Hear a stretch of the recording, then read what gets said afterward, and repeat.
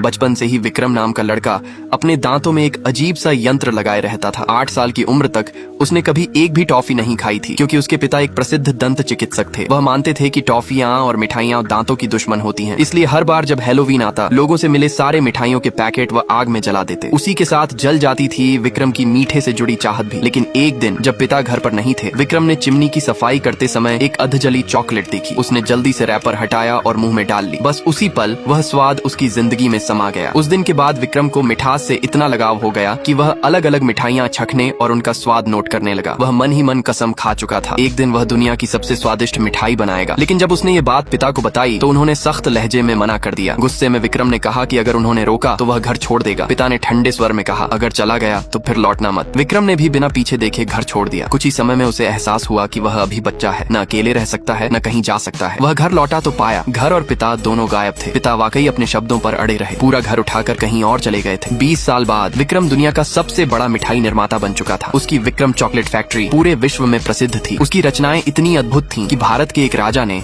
उससे शुद्ध चॉकलेट का महल बनाने का आदेश दिया। विक्रम ने यह असंभव कार्य भी पूरा कर दिखाया। लेकिन जैसे ही उसकी प्रसिद्धि बढ़ी, बाकी मिठाई व्यापारी उससे जलने लगे। उन्होंने चोरी छिपे उसकी रेसिपी चुरा ली और नकली मिठाइयां बेचनी शुरू कर दी। धोखा मिलने के बाद विक्रम ने सब कर्मचारियों को निकाल दिया और अपनी फैक्ट्री को 2 साल के लिए बंद कर दिया। 2 साल बाद अचानक फैक्ट्री फिर चलने लगी, पर किसी ने अंदर किसी इंसान को आते जाते नहीं देखा। लोग सोच में पड़ गए, अंदर आखिर होता क्या है। तभी एक दिन विक्रम ने घोषणा की, उसकी 5 चॉकलेट बार्स में 5 गोल्डन टिकट छिपे होंगे। जो पाएंगे उन्हें फैक्ट्री घूमने का मौका मिलेगा और एक को मिलेगा रहस्यमयी महाअवार्ड। धीरे धीरे सारे टिकट मिल गए और उन 5 भाग्यशाली बच्चों में एक था छोटा चारू। फैक्ट्री के द्वार खुले और सब विक्रम से मिले। अंदर का दृश्य किसी सपनों की दुनिया से कम नहीं था। हर चीज चॉकलेट से बनी थी, नदी, झरना, पेड़, यहाँ तक कि घास भी। विक्रम ने बताया, मेरी चॉकलेट इतनी मुलायम इसलिए है क्योंकि मैं उसे झरने से बहाकर मिलाता हूँ। इतना सुनते ही मोटू नाम का लड़का खाने में जुट गया। उसने घास तक नहीं छोड़ी, यहाँ तक कि झरने में गिर गया। विक्रम ने इशारा किया और एक बड़ी पाइप ने उसे अंदर खींच लिया। वह था पहला बाहर होने वाला बच्चा, लालच की वजह से। फिर छोटे छोटे ओंपा लोग गाना गाने लगे, जिसमें बताया गया कि लालच ही उसकी हार का कारण है। आगे वे पहुंचे शोध प्रयोगशाला में, जहाँ नई नई मिठाइयां बन रही थी। एक ऐसी टॉफी थी जो 2 साल तक चलती, एक और थी जो बाल उगाती। सबसे खास थी जादुई च्युइंग गम, जिसमें टमाटर सूप, ग्रिल्ड मीट और ब्लूबेरी पाई के स्वाद थे। इसे चबाओ और तीनों टाइम का खाना हो गया। पर इसमें थोड़ी खामी थी। लाल बालों वाली लड़की ने बिना सुने इसे खा लिया। कुछ देर बाद उसका चेहरा नीला पड़ गया और पूरा शरीर ब्लूबेरी जैसा गोल हो गया। वह भी बाहर हो गई। उसकी माँ की झूठी शान उसका कारण बनी। तीसरी बार एक राजकुमारी जैसी लड़की फैक्ट्री के गिलहरी विभाग में पहुंची। वह जिद पर उतर आई, एक गिलहरी चाहती थी। विक्रम ने कहा, ये बेचने के लिए नहीं है। लड़की मानने को तैयार नहीं हुई, खुद गिलहरी पकड़ने गई, पर गिलहरियां झपट पड़ी। उसके सिर पर थपथपाया और कहा, ये खराब नट है। फिर उसे कूड़ेदान में फेंक दिया गया। अब सिर्फ 2 बच्चे बचे थे, चारू और एक लड़का।